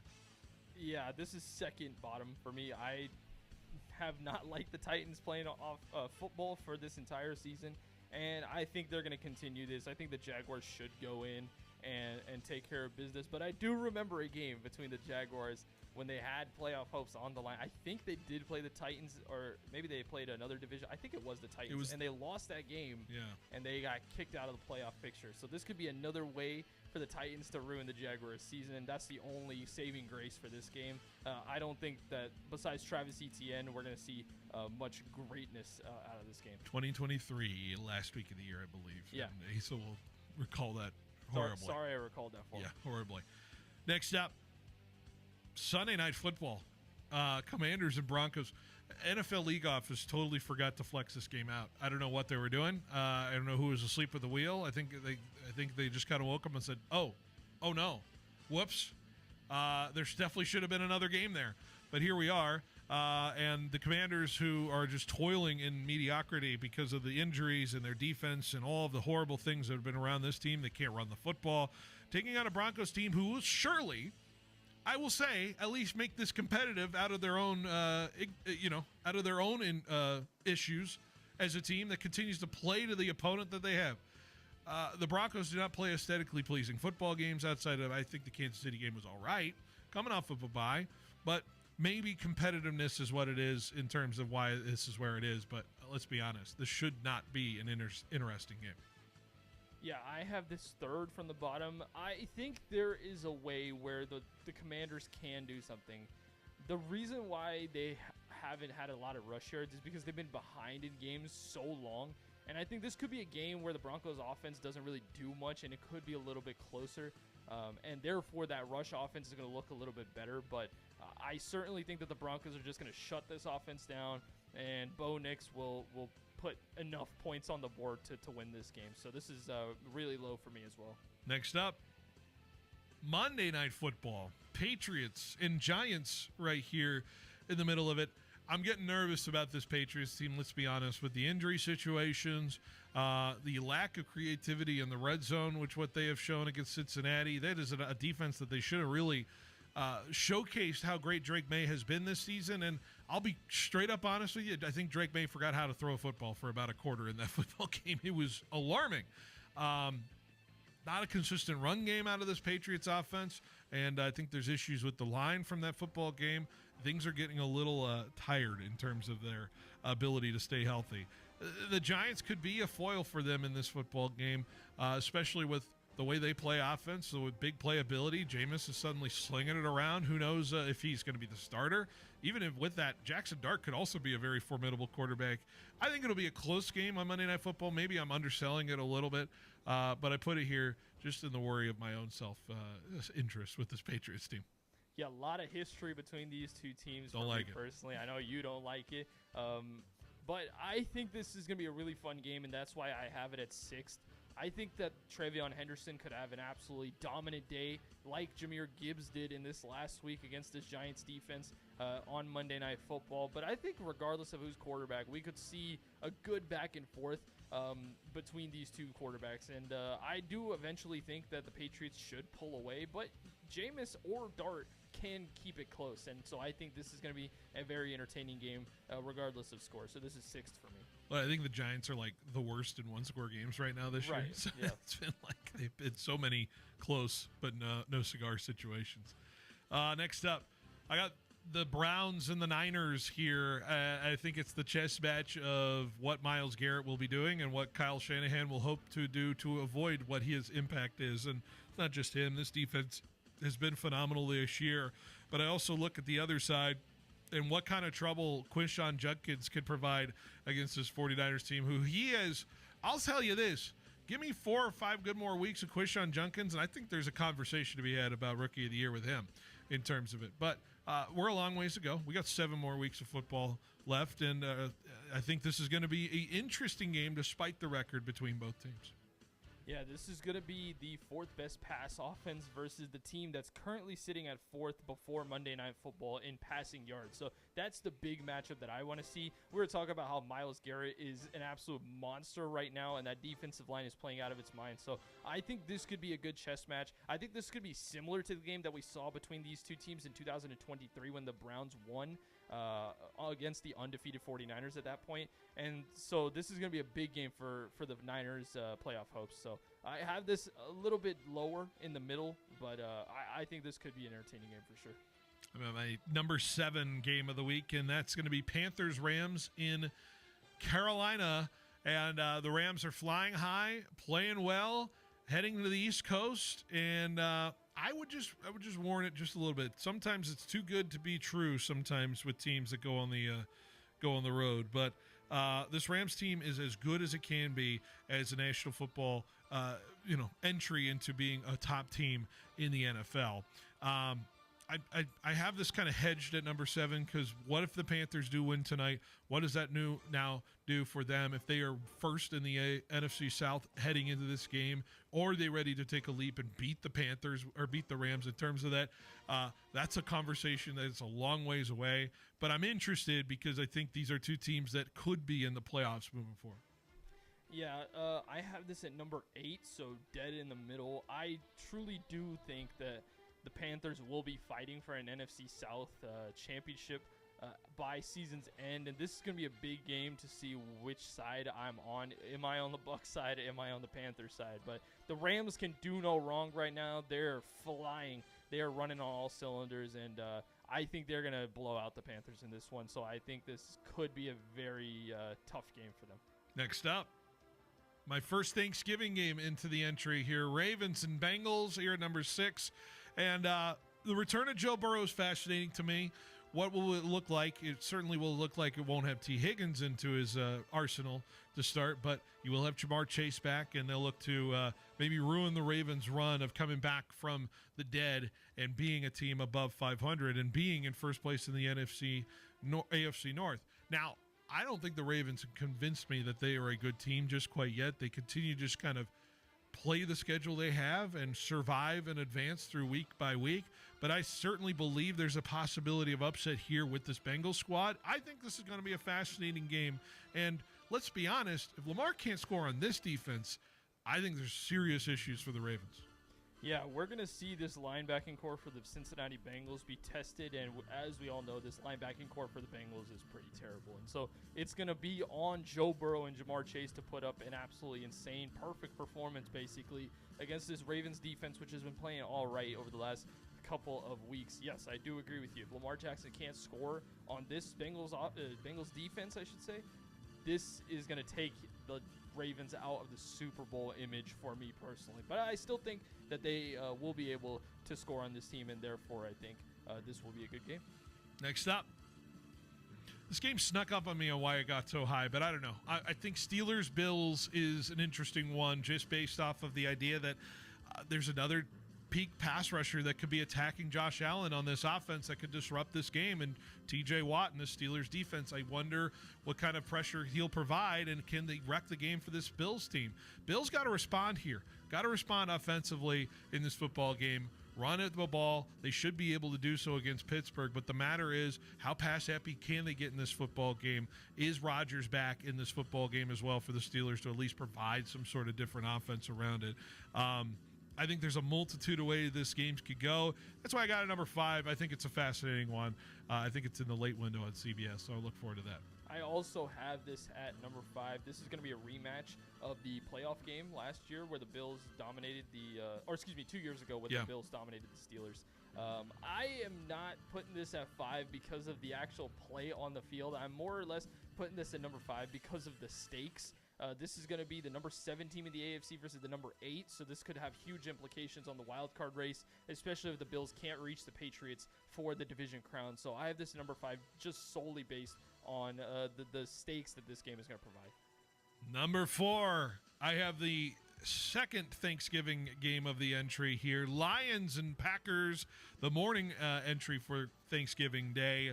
The Lions and the Packers, I would say, are starting to turn into the Spider-Man meme of looking at each other and saying, who are we? And I don't know if we even know who they are, each other, because it is two teams that I don't quite feel like the identity has been determined. And it is now, we're in Thanksgiving week, and one of these teams needs to shape up and catch the Bears in this division. They're letting the Bears start to run away with it a little bit in terms of this. And if they're not too serious about it, they are going to miss out on having home playoff games between these two.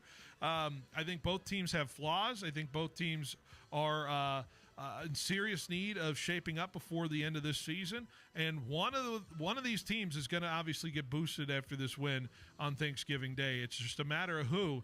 I think there's a lot of drama going into this game on the Thanksgiving morning set. Yeah, I have all 3 Thanksgiving and the one Black Friday game in my top 4. And so this Packers-Lions game is going to land at number 2 for me. The Lions had a terrible loss in week 1 against this Packers team. And so it's on the Lions in a must-win situation. They're currently a half a game behind the 49ers for the 7 seed. This is a must-win game for them. If they have any aspirations to win this division, it's for them to win. And I think this is going to be a different type of game than what we saw in week 1, where I think the Lions will have a little bit more of an established passing game versus this Packers pass defense. So fireworks, in my opinion. I think this could be the best game of the entire week for me, but this is number 2. Number 3, Eagles, Bears, Black Friday sits it here for me. Eagles really, really, really messed it up against the Dallas Cowboys in terms of it. By the way, turnovers were such a major issue for the Eagles in this football game.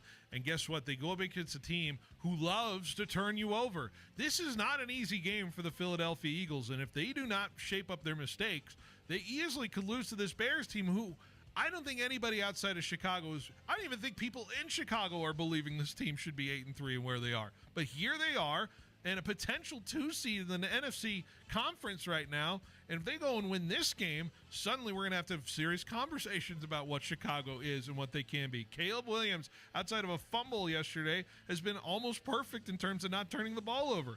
The Eagles have struggles in terms of going up against mobile quarterbacks in terms of it. I think this game's fascinating. Are the Bears for real? I'm looking at that question, blinking bright letters in front of me above this football game on the marquee. I can't wait. And this game is going to answer that. I think that if the Bears can win this game, they will turn everything that I've said about them this year on its head.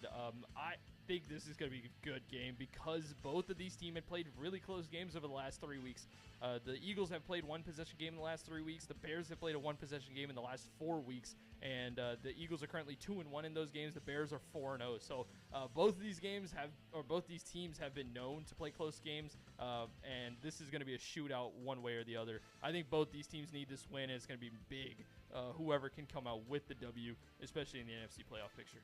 Next up, my number 2 game, Colts and Texans in Indianapolis. Why was this not flexed to Sunday Night Football? I think this is a juicy, juicy matchup on one side of the football, and that is the Colts offense versus the Texans defense. The Colts highly efficient passing offense and their ability to run the football against what has been a very stingy pass rush, stingy defense from the Houston Texans side, who does have the propensity to give up a couple big runs here or there. Jonathan Taylor is itching to make that happen. Big divisional matchup could determine the AFC South if the Texans are a for-real team who's just come on way stronger here in the last month. I have been way higher on them, I think, in the last month since they have had off that tough start. Also, guess what? C.J. Stroud back. Let's go prove it and try to win that division for him there. This game has everything for me. Colts, Texans. Yeah, I had this at number 7, but I probably should have had it in my top 5. The Colts have lost 2 of the last 3 now, and we're getting to a point where it's game time for them in terms of winning this division. If they can win this division, this is going to be a game that they win. And this Texas defense has been playing out of its mind on the defensive side of the ball. The Colts offense, for the most part, I would say, has been the best offense statistically. And so this is a juicy matchup between those two teams. I have this at number 7, just outside the top 5, but I probably should have had it at number 5. And my number 1 game of the week sits at 1:30 on Thanksgiving Day. Your Dallas Cowboys hosting the Kansas City Chiefs in what feels like a pseudo playoff game between both teams. It is lose or go home in my determination of if these teams have a serious run at the playoff possibility. Kansas City salvaged their season with an overtime win over Indy when basically Indy wanted to give that game away. The Cowboys salvaging their season, coming back against the Philadelphia Eagles when they're begging to give their season away. What more can you ask for between two teams that absolutely desperately need it? two quarterbacks that have the capability of showing up in a big way in big moments. Dak Prescott's been incredible this year. I've not wavered from that opinion. And Mahomes has to make some plays here in this football game, which, by the way, their red zone efficiency hasn't been great this year. It's an interesting battle between two teams that have all of the Hollywood muster in it. It's going to be a fantastic matchup at 1:30 to 5 o'clock on CBS. This is also my number one game of the week. It's the highest over-under of any game this week, and for good measure, both of these teams, their offenses have been playing really well. Kansas City has Rashee Rice back. Travis Kelce's actually playing pretty good for how old he is at the tight end position. I think he has like the second highest receiving yards for tight ends. And the Cowboys with George Pickens and CeeDee Lamb, I think this is going to be a great offensive matchup between these two teams. I'm slamming the overs in this one, and I think finally we're going to have a game where the number one game of the week that we both picked together is not going to be trash. So this should be a good one. If it's not, the curse is real. And that's all I got to say about this one. And that is your Benati Blitz, brought to you by Grocery Outlets. All right, let's take a break, wrap up the show. We predict Niners-Panthers next on 1430 ESPN. Hey, Fresno State fans. The Fresno Suit Outlet congratulates Coach Jeff Tedford, the newest member of the Fresno State Ring of Honor. We're proud to be part of this and other historic Bulldog moments as the official suit provider, and proud to serve our community for over 20 years. Score our unbeatable deal: 3 suits, 3 shirts, 3 ties, 3 belts, 3 pairs of socks, and 3 hankies, all for just $399.99. With on-site tailoring and same-day service, you'll walk out ready to win the day. Visit FresnoSuitOutlet.com. Congrats, Coach Tedford. Are you tired of waiting forever for your prescriptions? Grizzly Pharmacy is here to tame your healthcare needs. We fill most prescriptions in 15 minutes or less, always accepting new patients. And enjoy free delivery to your home or workplace in Fresno and Clovis. We accept all major insurance, including Medi-Cal, Blue Cross, and Optum Rx. For our Clovis location, please call 559-324-1808 or visit grizzlypharmacy.com for more information. From the roar of Valley Children's Stadium to the heart of the Red Wave, Fresno State football ignites the Valley, and Precision Civil Engineering is proud to help power that momentum.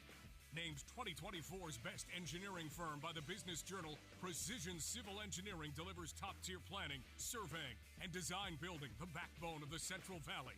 Proud partners of Fresno State Athletics, because when the dogs rise, the Valley rises. Go Dogs! Visit precisioneng.net today. As of today, the 30% federal solar tax credit is still available for homeowners looking to save energy and money, but it's scheduled to be phased out on December 31st, 2025. The time to call Donald P. Dick is now, 255-1644. Let Mr. Cool show you how to drive down the cost of home energy. The deadlines for installing solar and taking advantage of the tax credits are December 31st. Call Mr. Cool at 255-1644. This November, keep your stash stacked and your vibes lifted at Valley Pure. We're stocked with sticky flower, mouthwatering edibles, and smooth vapes. Everything you need for a sesh that hits just right. The deals at Valley Pure, straight fire. Roll through on Green Wednesday, Thanksgiving, or Black Friday for up to 50% off your favorite brands and strains. No fluff, no gimmicks, just real savings at Valley Pure on the products you actually love. All 5 Valley Pure locations are open on Thanksgiving. Swing by, stock your stash, and celebrate fully loaded. Stay lifted, stay thankful, stay Valley Pure. I'm here at the Roger Dunn Open. Former Fresno State football coach Pat Hill is at the first tee. Hey, it's a fairway hit. Yeah, but that's the wrong fairway, Coach. I need to buy a golf game. Coach, I really think you need a Roger Dunn makeover. When you buy a game at Roger Dunn, you can play anybody, anytime, anywhere. This is the old coach, Pat Hill. I bought this 7-iron at Roger Dunn Golf. Number 8 at Tehama, 162 yards out. Eagle, baby! Are you an athlete ready to level up your performance the raw way? Introducing the Raw Athlete Program from Raw Farm. High schoolers, gym warriors, and pros. Submit now to join and get a free raw milk drop and protein powder for recovery drinks. 100% A2A2 cream top whole raw milk from seasonally grass-raised cows, non-GMO, certified humane, and crafted for serious gains. Perform like a raw athlete. Visit rawfarmusa.com to submit today. Find it at your local Sprouts location. Oh, no. Ah, That's the sound of someone who's misplaced My debit card. their debit card. Where'd I leave that thing? Not at the gas pump, or the checkout counter, or the roof of your car. Now, if he has the Chase mobile app, he can use Card Lock. Wait, I could just lock my card. Yep, just a few tippy taps on his phone, and that sound? That's peace of mind from Chase. Chase mobile app is available for select mobile devices. Message and data rates may apply. JP Morgan Chase Bank N.A. Member FDIC.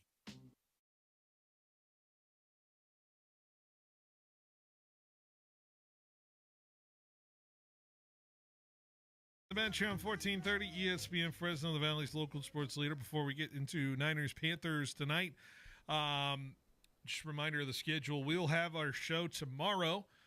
Full show, 3 hours behind the bench. Danbury, you'll be there. Should be a good 3-hour hash session out. I think Asa will show up at some point as well. And I'll tell you what, he sent some messages Saturday night that I think would get him arrested. Oh, no. About Fresno State, and I'll just leave it at that. Hey, I'll be talking like that if the 49ers lose this game against the Panthers. By the way, his girlfriend, Steph, texted me yesterday. Is like, you have to teach Asa the lore about Chip Kelly. He wasn't watching college football during that time, and he doesn't understand how much that man makes me mad. That's so funny. Which, by the way, I presented to you a scenario where I was like, Chip Kelly getting fired, by the way, from the Raiders, which was one of the news stories today, brought to you by Valley Pure. Just even the muttering and the mention of Arkansas sneaking around and looking at Chip Kelly for a hot sec would make you quiver. Please, no. I can't have this happen to my team. No. To my beloved Razorbacks. Your beloved Razorbacks. It would be so Razorback to go Chip Kelly, though, right? It would be so Razorback to go Chip Kelly. Oh God, you're not dropping the $90 million for Lane Kiffin? No, we're not doing that. Yeah, we gave all that money to John Calipari for basketball. John Cal. Hey, it's basketball season though. It's basketball season. Thankfully, right? The sweet mercy of basketball season. Like I said, tonight, Panthers, Niners. Tomorrow we'll have Lakers and Clippers. Hey, NBA Cup game tomorrow for the Lakers. It's probably score like 140 tomorrow. Luka's been playing good. Luka has been playing good. Narrowly beat the Jazz last night after 4 days off, so rust or whatever. That's interesting. We'll talk about more of the schedule. No show Wednesday. I know we're going to have all the Thanksgiving games on Thursday on 1430, so if you want to listen to all the games, we'll have those all throughout the day for you. We'll have the Black Friday game as well at noon between the Eagles and the Bears on Friday. And I think the Niners are going to be on 1430 in the morning. We'll have the Raiders we'll have the Rams in the morning on 790. We'll have the Raiders on 790 in the afternoon. All that fun stuff. All right, final thoughts. Niners, Panthers tonight. Of course, by the way, reminder, go over to me and Ed's tonight for Major Wagers, starting to right now. I'm sure they're signing up some people to bet on the game. Prop bets. I don't have the bet card in front of me. I wish I did. I'd imagine there's a Christian McCaffrey prop out there in terms of a scoring a touchdown. I would give those even odds tonight in terms of that. I don't think there's been more of an assured touchdown happening tonight than Christian McCaffrey happening against his former team, the Carolina Panthers. Right, Tanvir?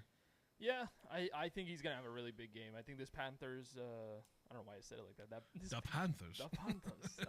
This Panthers running defense is known to give up a lot of yards. They've leaked a lot of yards and touchdowns to running backs this year. And so I think Christian McCaffrey's due for a massive game, and I think this will be the one. Yeah, we talked about wanting to watch Ricky tonight. Ricky's got to be a little more productive, I would say, especially in light of how this offense has transpired. It's going to be fascinating to see Brock Purdy once again navigate in a little bit of a longer week. We mentioned this is kind of his ramp up to what will be a very tough test against a good defense in next week. So it's exactly kind of plodding along of what we've been looking for from Brock, who was very good in what he did against Arizona. Just continue it along, and I think you would feel better about what Brock Purdy can do in the final few weeks of the season moving forward. Tanvir, you and I think, have the same read on this football game. I think we both feel like the Niners are going to win this football game. Logically, it makes sense. Everything in the stance points to it. What do you got score prediction-wise tonight for the Niners? I think that the Niners should win this game, and these are the type of games that worry me more than the games that are 50-50. I'm going to say that the Niners win this game 28-18 against the Carolina Panthers. Another thing I think will happen, I think George Kittle will have over 100 yards receiving. The Niners haven't had a 100-yard receiver in 5 weeks, and so I think that finally happens. I think with Brock Purdy back against this Panthers defense, I think he will go for a big game. So George Kittle over 100, 28-18. I got two leaky defenses going at it tonight. I got 38-28, and Niners pull away in the fourth quarter. 38-28, San Francisco My gets heart the win. rate will be racing. Love it. All right. Niners, Panthers coming up next. We'll be back tomorrow, 3 o'clock for one more Behind the Bench. Niners next on 1430 ESPN. Two good friends, two great stars, and one huge